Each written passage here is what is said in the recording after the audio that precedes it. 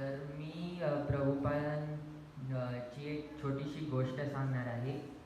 तर जेव्हा प्रभुपाद सॅन फ्रान्सिस्कोमध्ये होते अमेरिकेत, तर जेव्हा ते जगन्नाथ, बलदेव आणि सुभद्रा यांचे इन्स्टॉलेशन करत होते.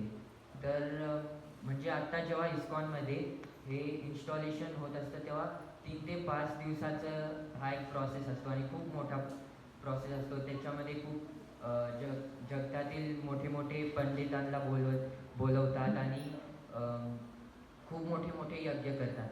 तर तिथे तेव्हा प्रभुपादांनी मोठी मोठी यज्ञ नाही केली. त्यांनी तिथं हिप्पी लोक यायचे. तर ते हिप्पी लोकांना बोलले की मी आता इथे जगन्नाथ, बलदेव आणि सुभद्रा यांचे इन्स्टॉलेशन करतोय. तर मग हिप्पी लोकांनी विचारलं की आम्ही काय करू शकतो.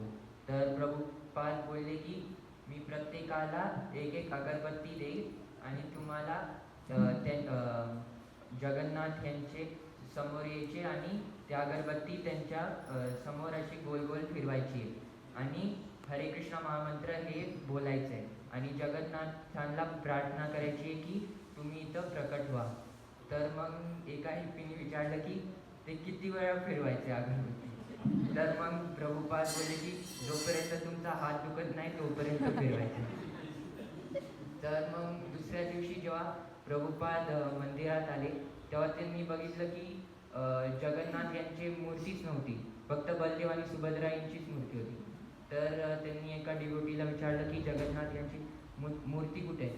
तर मग ते डिवोटी म्हणाले की तुम्ही बोलले की आम्हाला जे आवडेल ते आम्ही भगवंतांना देऊ शकतो.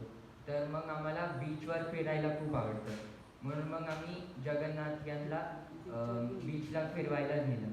तर मग प्रभुपाद बोलले अच्छा, पण ह्याची पण एक विधी आहे आणि त्या विधीचं नाव आहे जगन्नाथ रथयात्रा.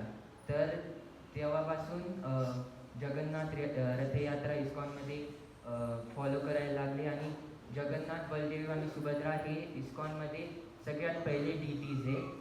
तर मी प्रभुपादांना प्रार्थना करतो की मी पण एक त्यांच्यासारखा नाही, कारण की ते दुसऱ्याच लेवलचे होते, पण मी एक चांगला भक्त बनू शकेल आणि कृष्णा कॉन्शियसनेस त्यांच्यासारखंच पूर्ण जगात स्प्रेड करू शकेल. धन्यवाद. जय श्री प्रभुपाद की. रसराज याने खूप छान आपल्याला प्रभुपादांची सांगितली छान. तर आज सिद्धी